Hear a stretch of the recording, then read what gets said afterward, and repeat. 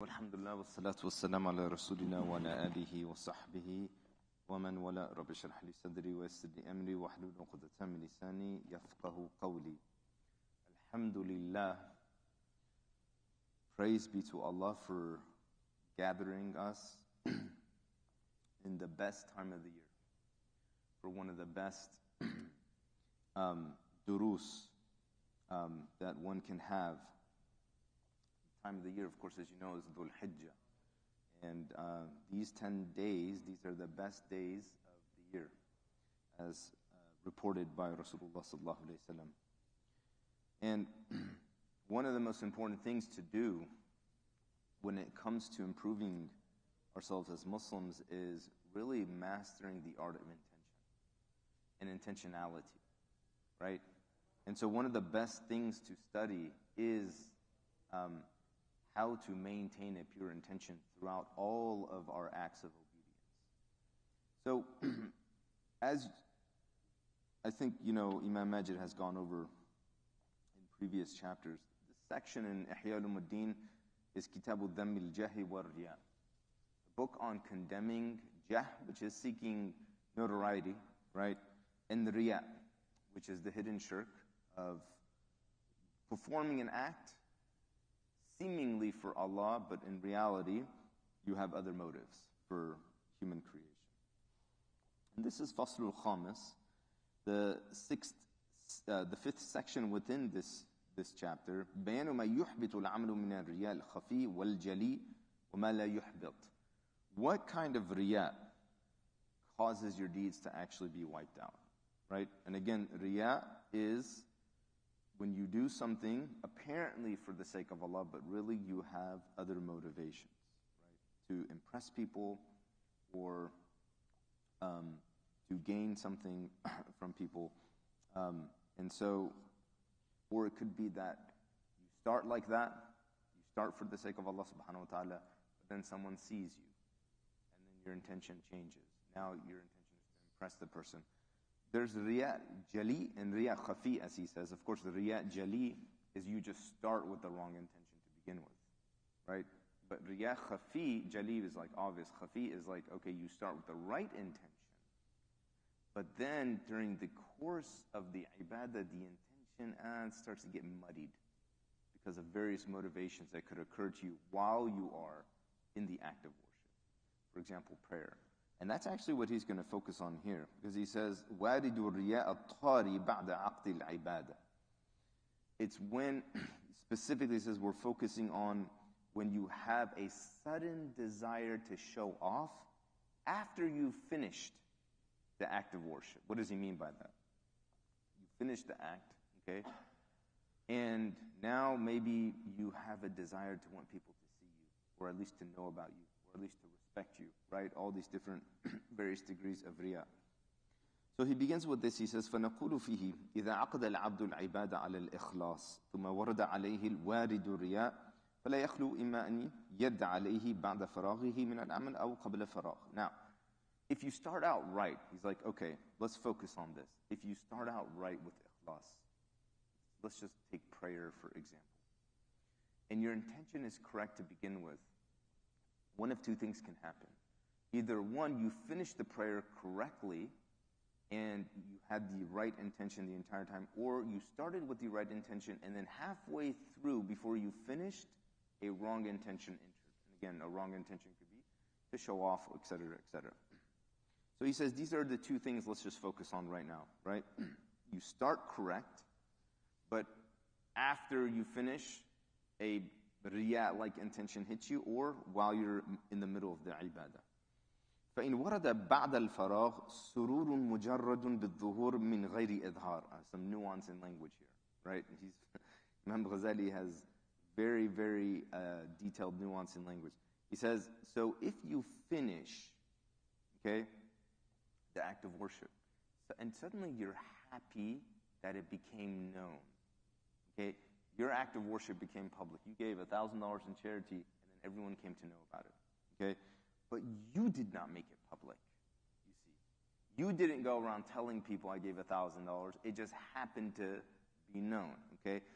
And as it got known, you got a little bit of happiness inside of Okay, now people know that I'm a charitable person, get a little reputation maybe. So he's like, this particular situation, فَهَذَا لَا يُفْسِدُ الْعَمَلِ, that does not ruin your deed. Okay? Again, it became public, but you didn't try to make it public. You didn't go out of your way to tell people. You didn't go out of your way to try to make it known. إِذَا الْعَمَلُ قَدْ تَمَّ عَلَى النَّعْتِ الْإِخْلَاصِ, because your deed finished with ikhlas. It finished with the right intention. And you, throughout that entire deed, you had the right intention. سَالِمًا عَنِ الرِّيَاءِ, no riya. فَمَا يَطْرَأُ بَعْدَهُ فَنَرْجُ أَنْ لَا يَنْعَطِفُ عَلَيْهِ أَثَرًا. Whatever happens after that, we hope that, essentially he's saying, the deed in and of itself is still safe. لا سيما إذا لم يتكلف هو إظهاره وتحدث به. Especially if you yourself weren't the one to make it public, and you yourself were not the one to talk about it. ولم يتمنى إظهاره وذكره. And you didn't want it to be public. You didn't want people to know about it. It just happened like that. ولكن اتفق ظهوره بإظهار الله. Allah made it public. You didn't go out of your way to make it public. Allah made it public. In that particular situation, وَلَمْ يَكُنْ مِنْهُ إِلَّا مَا دَخَلَ مِنَ السُّرُورِ وَالْإِرْتِيَاحِ عَلَى قَلْبِهِ. And there was nothing other than a sense of happiness that entered upon your heart. Okay? No problem there, he says, in the sense of your original deed still counting. Now, it's not that it's no problem, period. Because the fact that you got happy that people came to know about what you did, there's still something there to work on. True ikhlas, true genuinity is when there's absolutely, you just don't care whether everyone knows or no one knows. It makes no difference to you whatsoever, right? 1,000 people know, no one knows. Your degree of happiness or sadness is exactly the same, okay? That is a qalb salim. This is essentially what Allah subhanahu wa ta'ala says when He says, يَوْمَ لَا يَنْفَعُ مَالٌ وَلَا بَنُونَ إِلَّا مَنْ أَتَى اللَّهَ بِقَلْبٍ سَلِيمٍ. The day when no amount of wealth, no amount of children will help you. The only thing that will help you is a heart that is salim. What does salim mean? What is a heart that is salim? But what does sound mean? What does that mean? Content, okay. Linguistically, salim literally means free of defects. And what are the defects of the heart, right? These are sins that come about because of things like riyah, right? So, essentially what he's saying here is, if you performed the deed, and throughout the entire time you performed the deed, there was no change in intention, but afterwards it became public and you became happy as a result of that, the deed is still okay. But there's still something about you being happy. He'll get back to that later. Okay? So,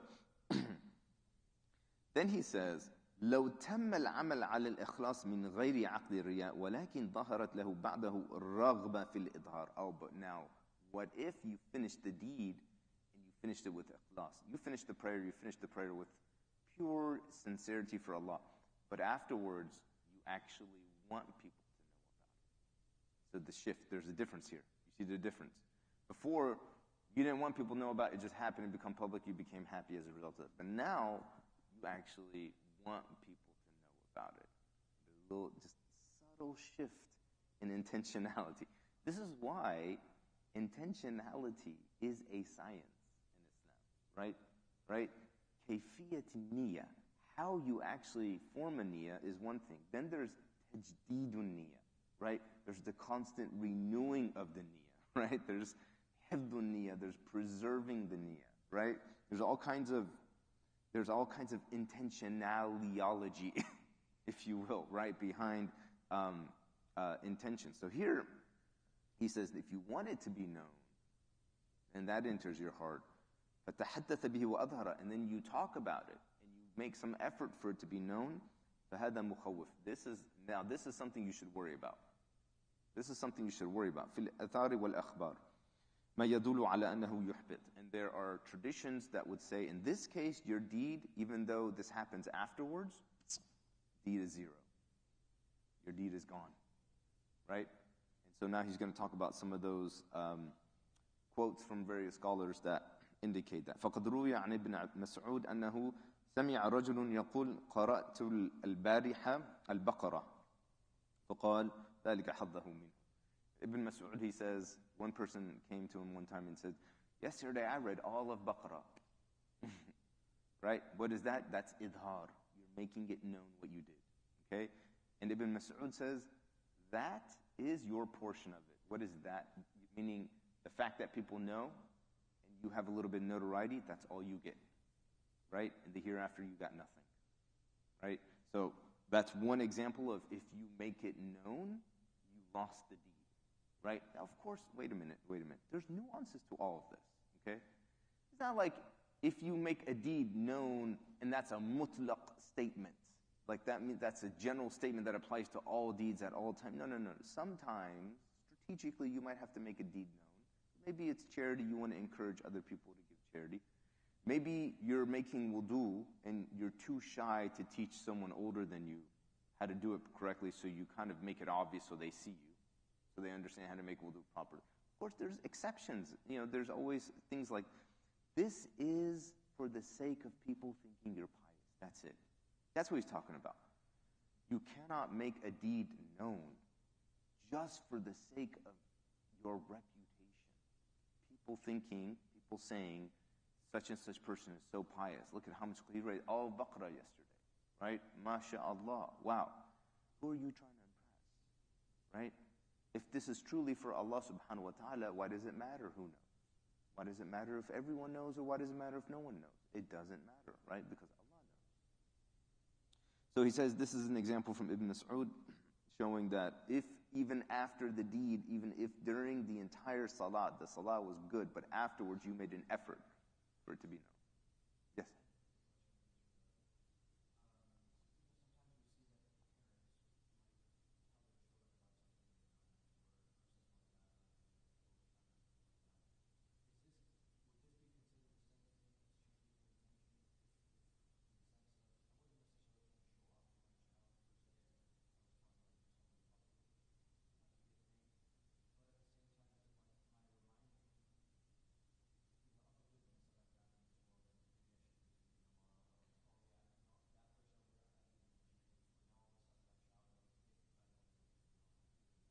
Yeah.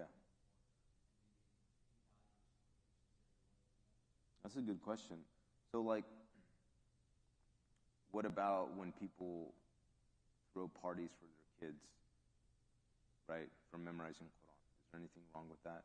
Again, if your intention there is simply encouragement for them, right, and encouragement for other people in the community as well, that kind of falls under like a strategic type of idhar, which is similar to I'm going to give charity so other people feel motivated to give charity, right? Or I'm going to do this so other people see it and they learn what the correct way to do this is.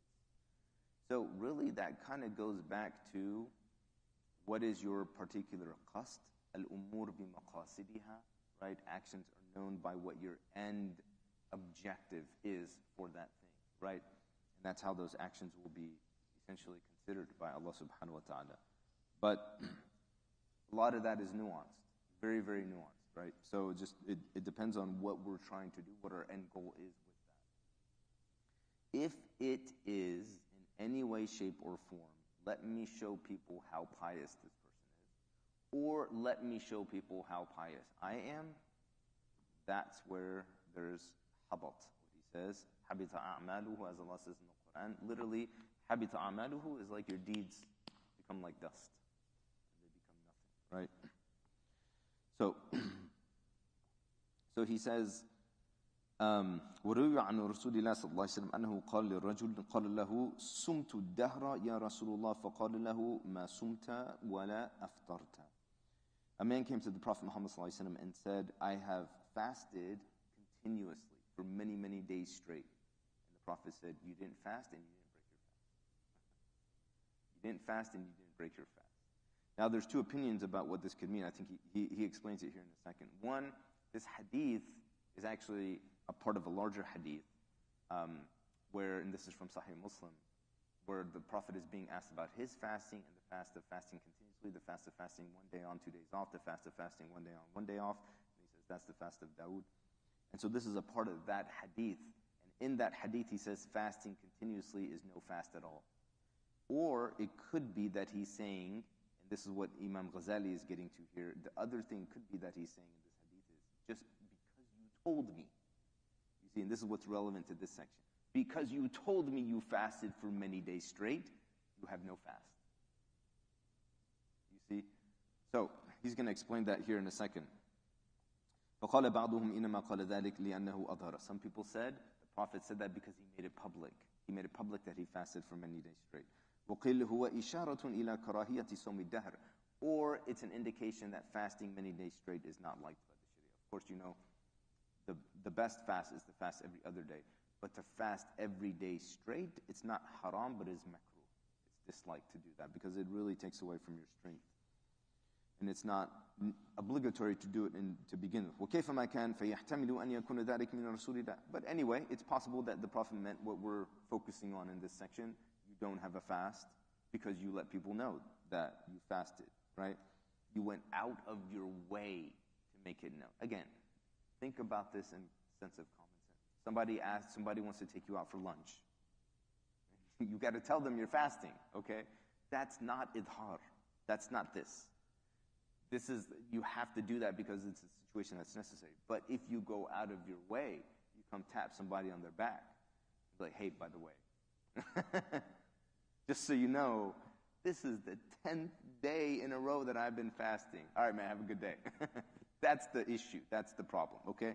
So, don't let the nuance be lost. ومن ابن مسعود استدلالا على أن قلبه عند العبادة لم يخل عن عقد الرياء وقصده له لما أن ظهر منه التحدث به إذ يبعد أن يكون ما يطرأ بعد العمل مبتلا لثواب العمل. Ibn Mas'ud himself would always avoid talking about what he did because it's saying here he himself was afraid.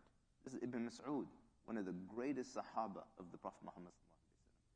Ibn Mas'ud himself was afraid that if he just mentioned something that he did, all of the different ways Riyah can get into your heart will suddenly get in there, right? So he would just always avoid talking about what he did in general, right? Bal al-Aqis. So now this is Imam Ghazali's opinion about what happens. Because until now he's just been saying some people say this, some people say that. But now this is his opinion about what happens if you do a deed, and the deed was done entirely correctly with the right intention, but afterwards you start letting people know about it. Okay?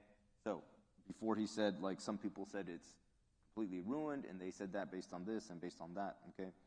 But now this is Imam Ghazali's opinion. Imam Ghazali's opinion is, بَلْ الْأَقِيسِ أَنْ يُقَالُ إِنَّهُ مُثَّابَ عَلَى عَمَلِهِ الَّذِي مَضَى وَمُعَاقَبْ عَلَى مُرَاءَاتِهِ بِطَاعَةِ اللَّهِ بَعْدَ الْفَرَغِ مِنْهَا. Imam Ghazali's opinion is you're rewarded for the deed, but you're punished for what you did after.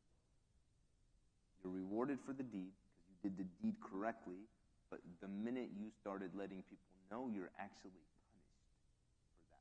You're punished for that part, right? بخلاف ما لو تغير عقده إلى الرياء قبل الفراغ من الصلاة فإن ذلك قد يبطل الصلاة. Now this is different than if during the prayer itself, your intention changed. That in of itself will ruin the prayer. If during the prayer itself, if I said Allahu Akbar and I started praying, and my intention is only to please Allah, right? And the first rak'ah, a group of people come into the masjid, and I noticed that, right?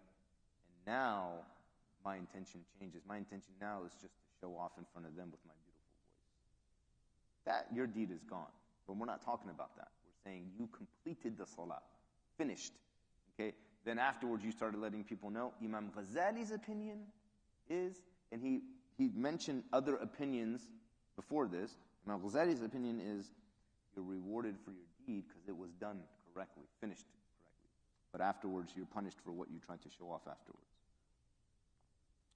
So then he says, وَأَمَّا إِذَا وَرَدَ وَارِدُ الرِّيَاءِ قبل الفراغ من الصلاة مثلا وكان قد عقد على الإخلاص ولكن ورد في أثنائها وارد الرياء فلا يخلو إما أن يكون مجرد السرور لا يؤثر في العمل وإما أن يكون الرياء باعثا على العمل. Okay, now this is always what Ghazali does. He breaks everything down like an algorithm. Everything's like an algorithm. He says, but no, he's like, let's talk about that.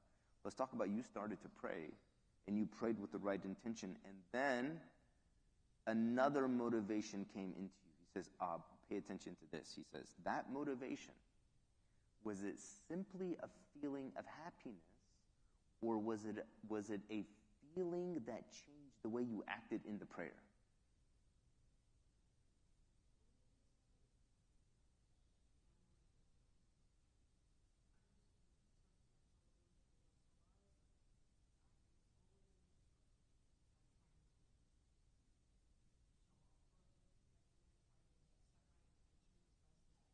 Uh-huh.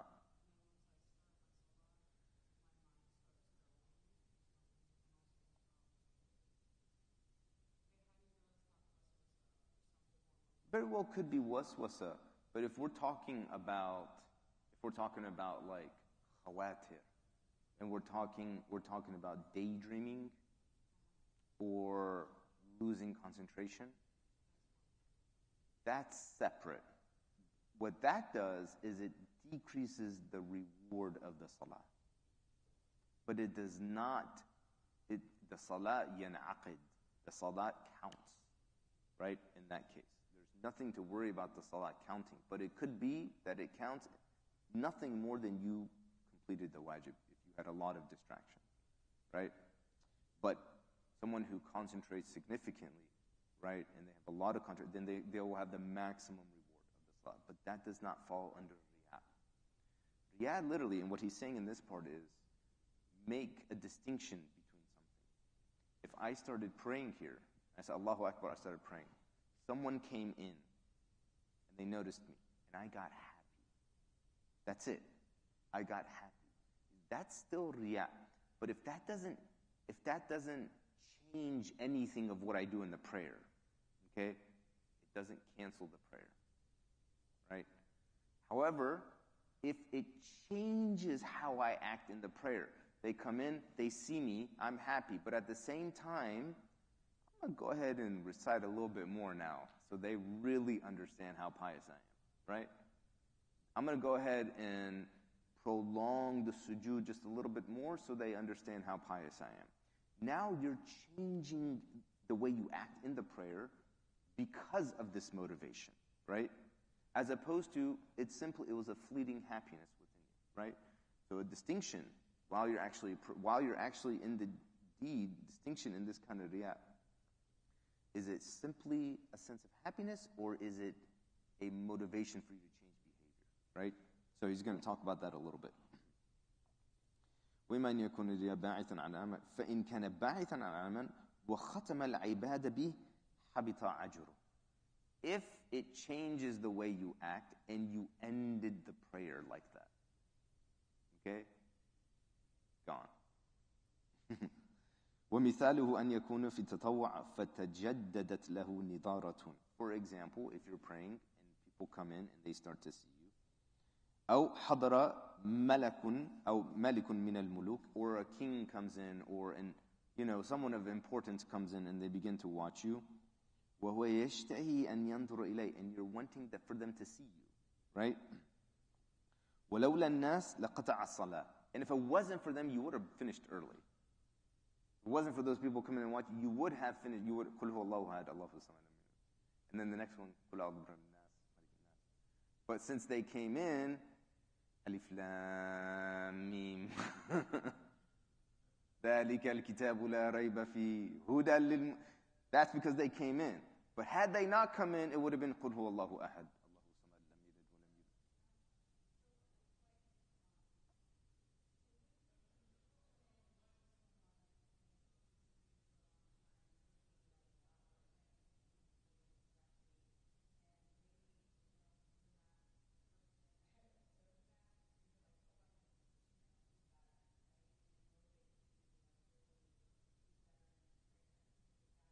This is asking a question. Did you hear what she said? Okay, what if it's vice versa? What if it's not the person praying, but what if you're the one who comes in, walks in, and you see the person praying, and you're like, wow, that's, mashallah, I wish I could do that. Maybe I need to work on my prayer. That's totally fine. That's totally fine. Why? Because there's no showing off there whatsoever. There's simply, tashji', there's simply, like encouragement, right, for yourself, but you're not showing off to anyone else. That's totally fine, as long as you're not jealous of the person for something.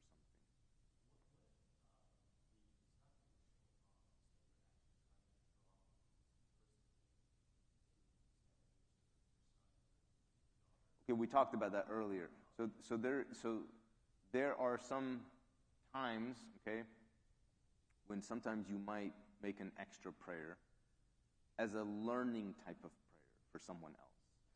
Or you go in to make wudu, and there's someone you want to watch you, but you're too shy to tell them because they're older than you maybe. So you do it so they can see. This falls under teaching. Okay? But this should not be your fard prayers. You see, your fard prayers need to be separate from that. Right? That's between you and Allah subhanahu wa ta'ala.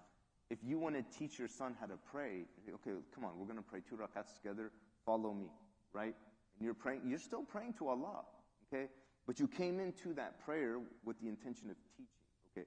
That's separate. You're not trying to show your son how pious you are. You see, okay? So there's a lot of deeds that kind of fall under that. The main thing with riyah, think about what this really ultimately means.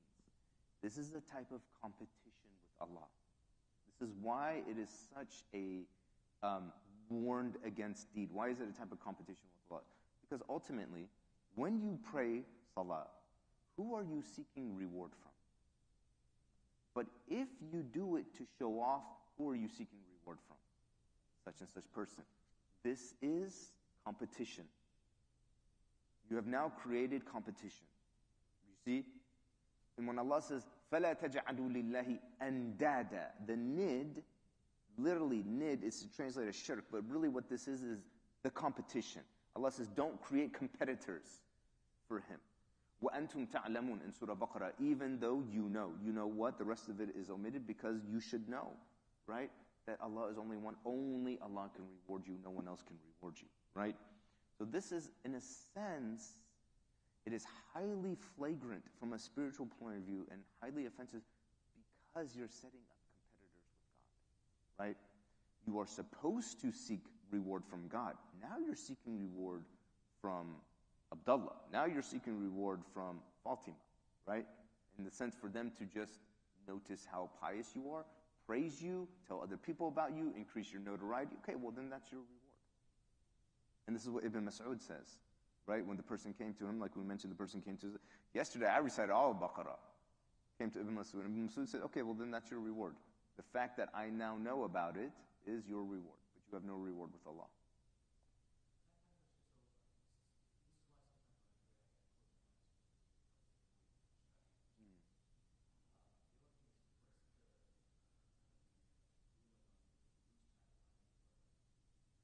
Also, different madahib will tell you different things. But in general, it is this. You go with what you're sure of. Okay, so you fall back on yaqeen. There's a principle in usul al-fiqh that says, yaqeen la yazalu bishak. Okay, wherever you left at certainty, you have that for sure. And doubt does not leave that. And then you complete what you need to complete in order to remain certain. So if you're at 3 rak'ahs, you don't know if it's 3 or 4, but you're more sure that you have done 3, then you stand up for 4, right? And then you have to correct the prayer at the end, right? So there's sujood sahwu at the end, and again, there's differences of opinions in schools of thought on how to do that, but right before you complete your salam, you make 2 rak'ahs, 2 sajdas, you come back and then you say salam alaikum, that's one way. Or you say salam one time and you go make 2 sajdas and then you come back and say salam alaikum. Different schools of thought say it to do it different ways.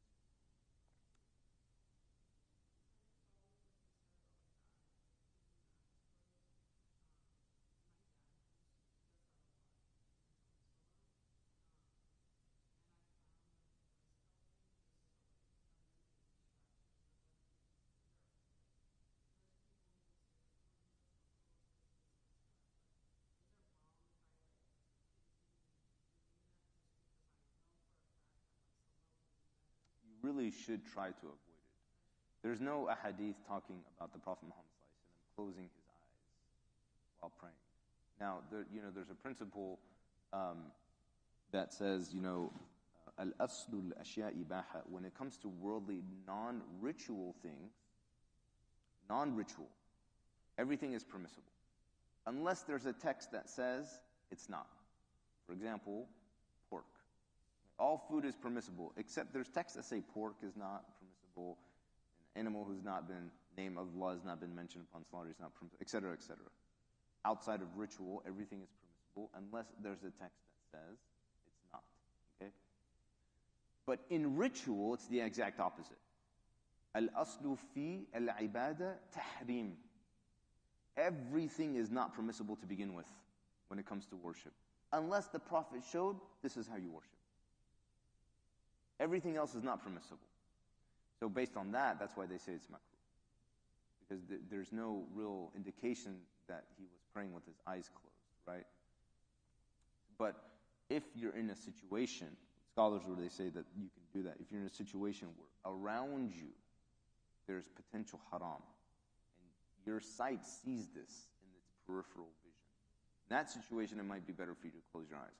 Otherwise, you really should try to focus on looking at one thing, the place of sujood, and simply keeping your eye there, not looking right, not looking left, not looking up, not looking down. All that takes away from the salah. It all takes away from the salah.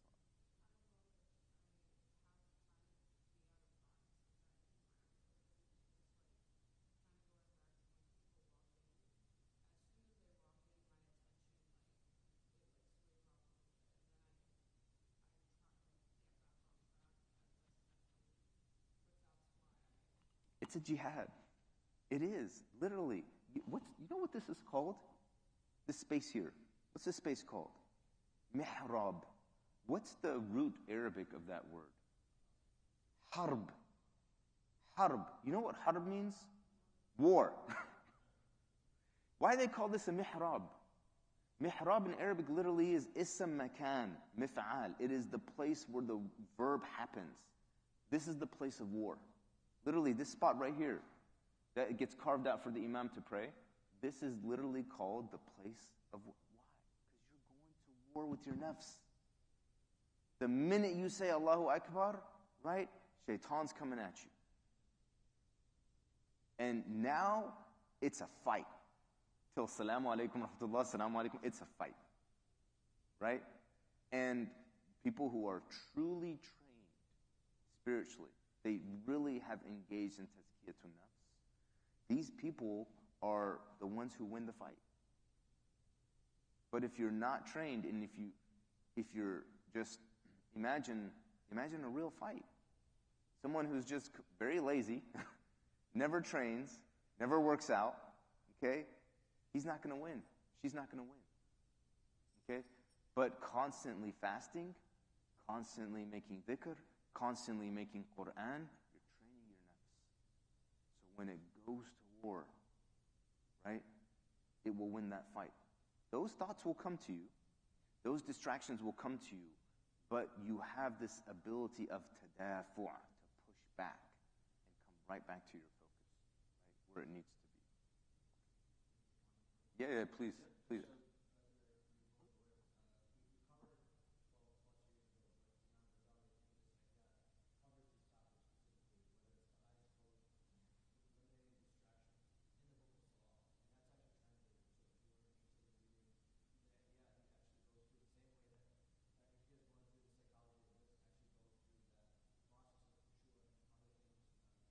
Yeah,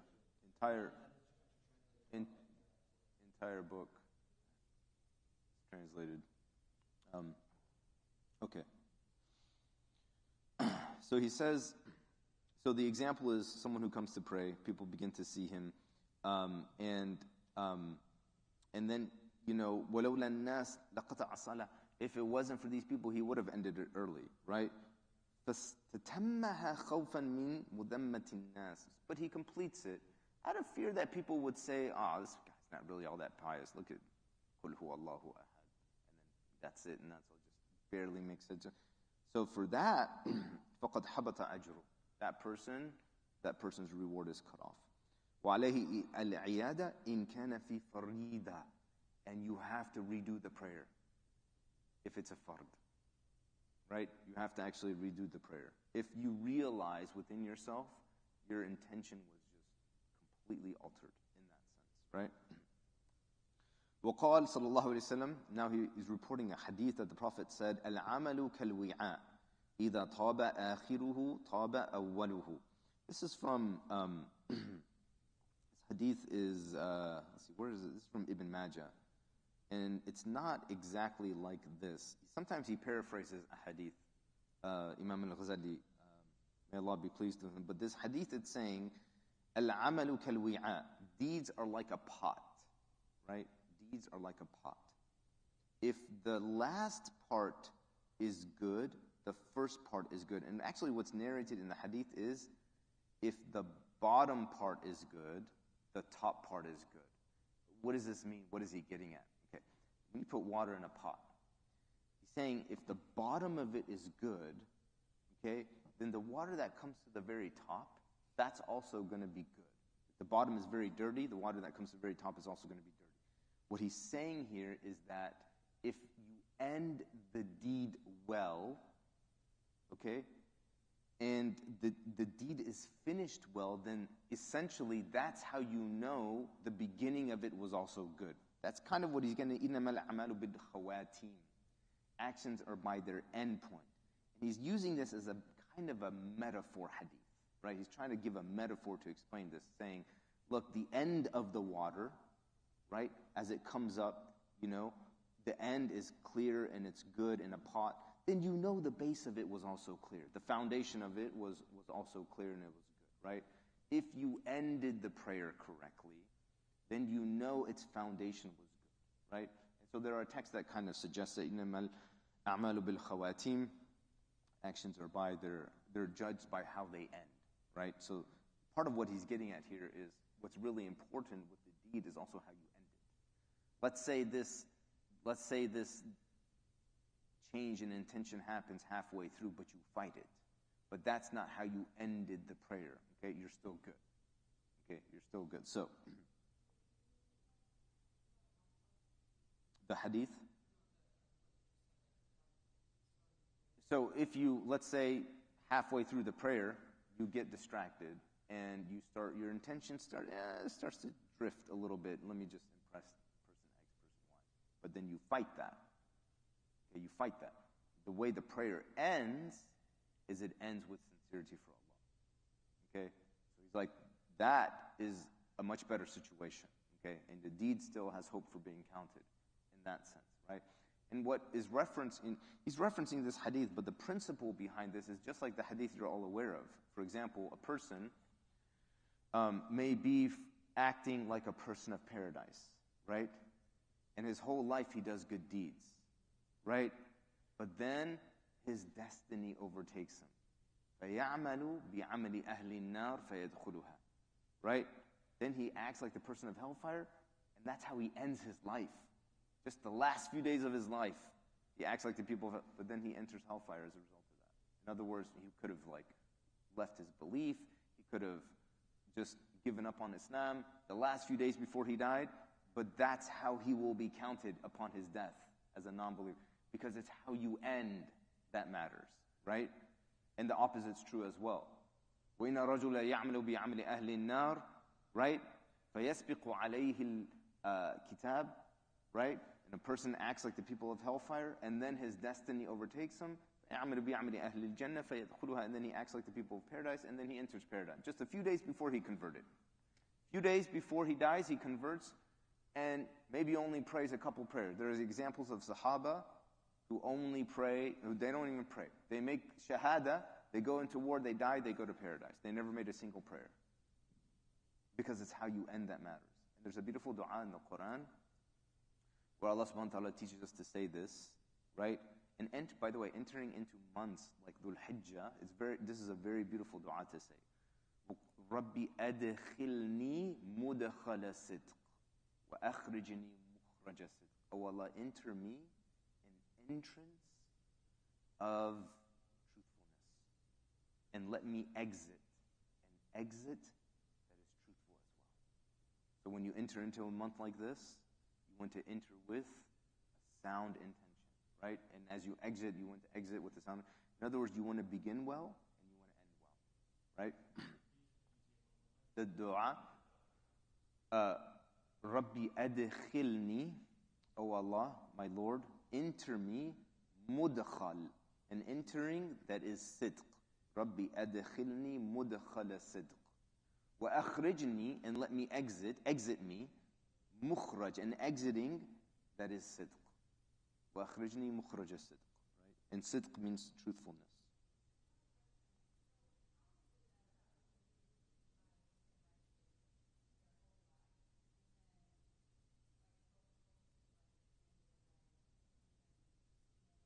How is it a person can be so pious their whole life, and then right at the end of their life, they flip? Maybe that person, the deeds that they were performing their entire life was habitual. It was just habitual, you know? It wasn't really coming from here, but it was how they were accustomed, how they were raised. But they never really took the time to internalize it as their worship, right? It's always what to do, how to do. It was never, why am I doing this?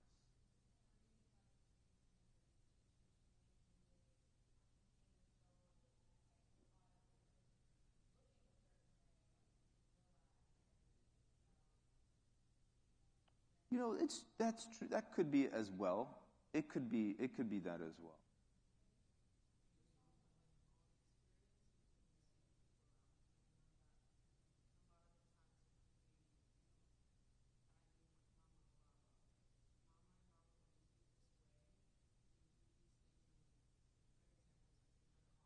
Sure.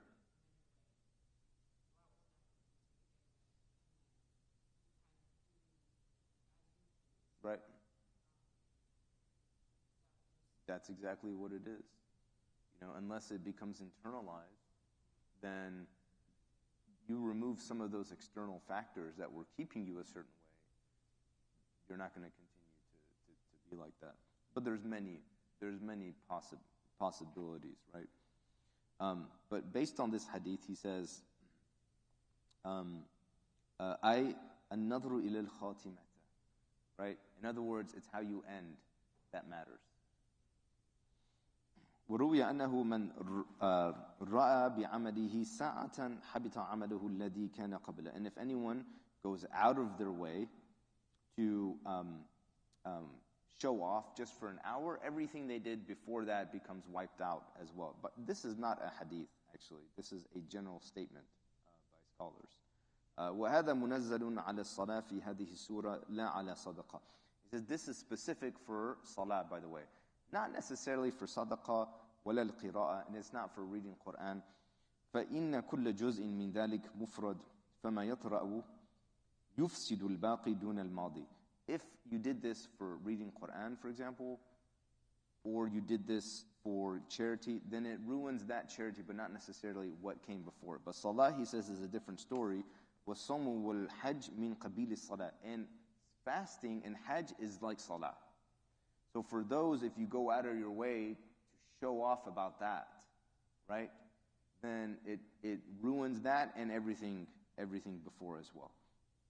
وأما إذا كان الوارد الرياء بحيث لا يمنعه من قصد الإتمام لأجل الثواب كما لو حضر جماعة في أثناء الصلاة ففرح بحضورهم وعقد الرياء وقصد تحسين الصلاة لأجل نظرهم وكان لولا حضورهم لكان يتمها أيضا فهذا رياء قد أثر في العمل. Okay, now this is different. It's like there's also a gray area with this, as if it's not already hard enough to understand. It's like, by the way, there's also a gray area, okay? So he's like, okay, now let's go back to our example. A group of people come in and they see you praying, okay? And now your intention starts to shift a little bit, okay? But it's kind of in a gray zone between whether you're just happy or whether it's actually going to change the way you pray now, okay? So now he's like, okay, what if we're in a gray zone? SubhanAllah, like, This is the reflection of a man who has spent countless hours in muhasabah. Countless hours in muhasabah. Like, you see the level of atomic detail he's talking about with regards to sciences of the nafs, right? This isn't something you would even think about typically unless you have long periods of khalwa, long periods of solitude by yourself and reflection by yourself, to where these things, they start to become more and more apparent. And the more tazkiyah you do, the more of this you find. One scholar kind of described it like, when you dig a hole, okay, like you're digging, it takes a while before you start hitting some rock, and there's rocks deep down in there you didn't even know existed. But you got to dig for a while before you hit those rocks, right? And then that's finally when you get the gold. And that's how working on your nafs is as well. You have to work on it for a while, and then you start seeing all this ugly stuff you didn't even realize was there, right? But that only comes after a while of working on it. You don't even see that initially. But it's once you get through all that you finally strike gold. You finally strike that Zamzam well, but you got to dig for a while, right? You got to work on it for a while. So he says in this situation, right, وانتهض باعثا على الحركات فإن غلب حتى إن محق معه الإحساس بقصد العبادة والثواب وصار قصد العبادة مغمورا. فهذا ينبغي أن يفسد العبادة مهما مضى ركن من أركانها على هذا الوجه. If this intention, this changed intention, if it lasts during the prayer long enough to where your intention now becomes maghmur, it's muddied. It's not clear why you're doing salah now. It's like a gray area. Could be for Allah, could be for these people, and it's like it's going back and forth, and while this is going back and forth, you go through a rukn from the arkan of salah. So what are the arkan of salah?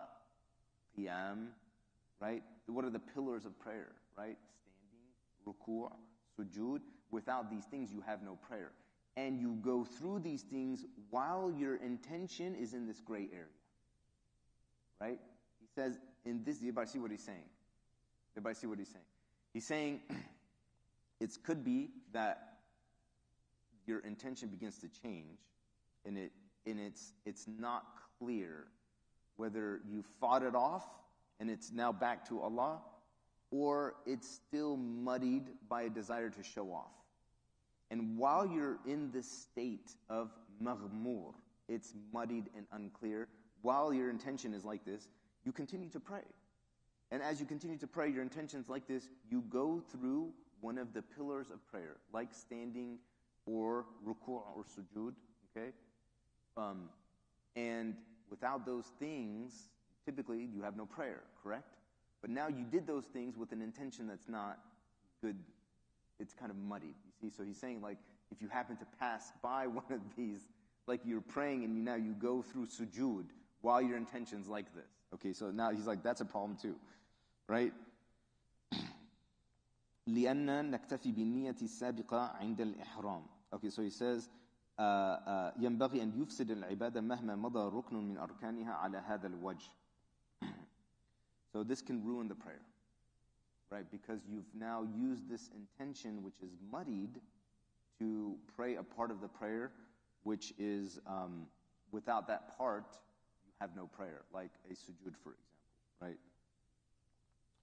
لأن نكتفي بالنية السابقة عند الإحرام بشرط أن لا يطرأ عليها ما يغلبها ويغمرها. We always depend on, he's saying, we always go back to how the intention was that you started with, as long as that intention doesn't get overwhelmed with something else so as to change it.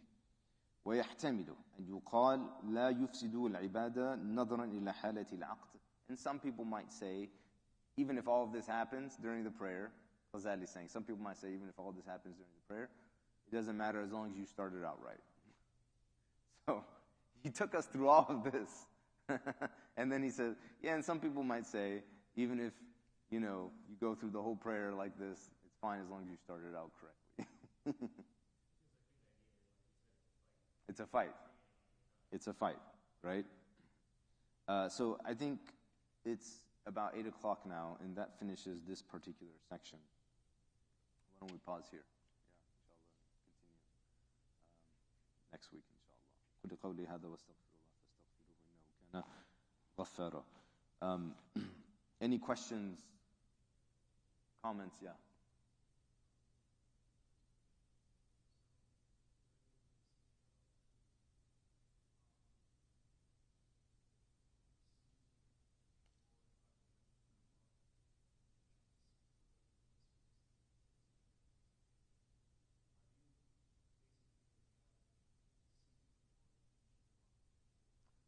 You're not seeking reward from shaitan, but shaitan is likely influencing you in a way that's causing you to seek reward from the wrong place. So in a sense, I see what you're saying. You're like, isn't this just kind of like satanic, kind of, right? Yes, it is in a sense satanic, because this is what shaitan wants. He wants you to seek reward from the makhluk, from the creation, right? Because the minute you do that, you lose reward from the khaliq, creator, right?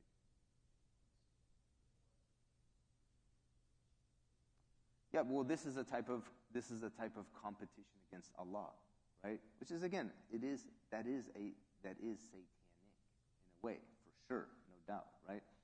Allah subhanahu wa ta'ala, this is, by the way, this is why we say this religion is a deen. You know what deen comes from? The word. What does deen mean linguistically? In Arabic, what does the word deen mean? It doesn't mean religion. It doesn't mean path. It means debt. Debt. Dain is debt. When we say Maliki Yawmi Deen, linguistically, that does not mean day of judgment, king of the day. That means king of the day of debts. King collects debts.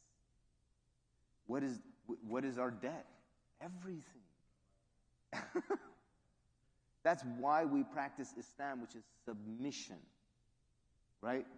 Because everything we have, we don't have autonomy over, right? Allah has given it to us. This is a debt, right? So,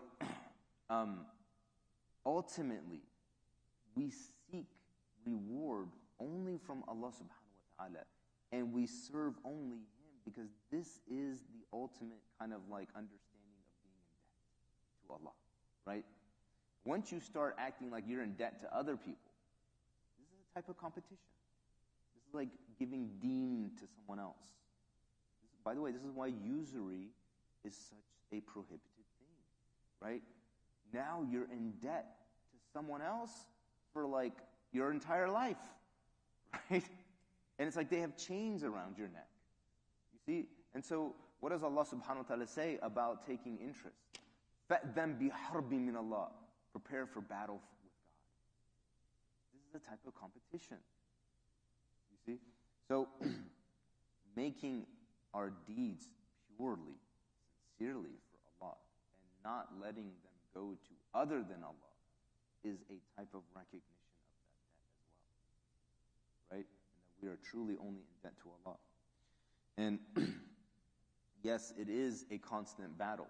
The other thing about, I'll just end with this, the other thing about sincerity, ikhlas, right? There's a beautiful metaphor in the Quran that explains ikhlas really well, and it's very similar to what we're talking about here with the struggle of intention. Allah says, وَإِنَّ لَكُمْ فِي الْأَنْعَامِ لَعِبَرَةً. You have in cattle a example, a metaphor. Okay? نُسْقِيكُم مِّمَّا فِي بُطُونِهَا. We feed you with what is in their stomachs. Milk. So Allah's talking about milk. Milk is an example for you. Right? In what sense? مِن بَيْنِ فَرْثٍ وَدَمًا لَبَنًا خَالِصًا سَائِغًا لِلشَّارِبِينَ. Where does the milk come from? Allah says this animal, it has farth. That's everything in the digestive system, which is najis, right? Everything in the colon, fecal matter, all najis. There's that. And then Allah subhanahu wa ta'ala talks about blood, and there's the circulatory system in this animal. And blood is what? Najis, right? Allah says between this najis and this najis, what comes out? milk. Labanan, khalis. Then he says khalis, which is the same word as ikhlas, pure. That's the word we use for describing intentions as well, pure, okay? But he says this milk is pure, but it's the same word for intentions, okay? What's the lesson in that? How does the milk become pure? The milk becomes pure because there's a physiologic process in this animal that slowly takes away this impurity, this impurity, this impurity, this impurity, thousands and thousands of impurities between blood and fecal matter, right? And the physiologic process of actually composing this compound called milk, there is one impurity after another that is removed until finally no impurities. Milk. Labanan khalis. Sa'igh lisharibin. Easy to drink. How is that related to intentions? When you stand at that mihrab, remember, so that's where you go to war, and you say Allahu Akbar, there are thousands of impure intentions that will come to you. What is ikhlas? One by one you remove them. Remove this, remove this, remove this. Like, well, thousands, that's going to take a long time. No. In the spiritual realm, time works differently. Works different. This could happen in an instant. You see? And as you remove each one of those, okay, finally what is left is khalas liwajillah, pure for the sake of God.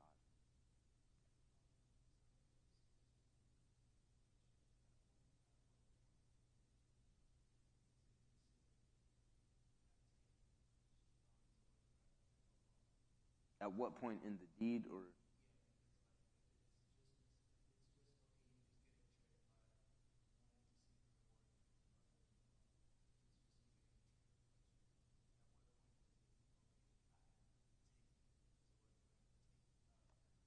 at what point does it become that now shaitan has essentially become your wali, your patron, your guide, your protector, when that becomes essentially your habit throughout life?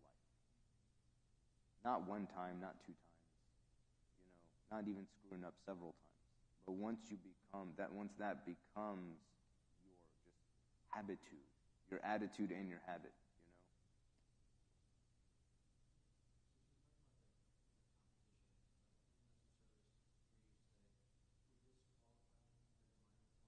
Yes, for sure. That's minor shirk, for no doubt. Minor shirk. Yeah. May Allah subhanahu wa ta'ala give us tawfiq. وَانْفَعْنَا بِمَا قَرَأْنَا وَجَعَلْنَا مِنَ الَّذِينَ يَسْتَمِعُونَ الْقَوْلَ فَيَتَّبِعُونَ أَحْسَنَهُ. May Allah subhanahu wa ta'ala allow us to follow the best of what we hear. May Allah subhanahu wa ta'ala give us tawfiq to have pure intentions purely for His sake, and to begin everything that is worthwhile beginning purely for His sake, and to end it purely for His sake. We ask Allah subhanahu wa ta'ala that He allow us to enter an entering of sidq, and He allow us to exit an exiting of sidq. We ask Allah subhanahu wa ta'ala to allow us to benefit from these beautiful 10 days, and allow us to compile the greatest amount of good deeds that we can possibly compile, inshallah. Barakallahu feekum, jazakumullah khair.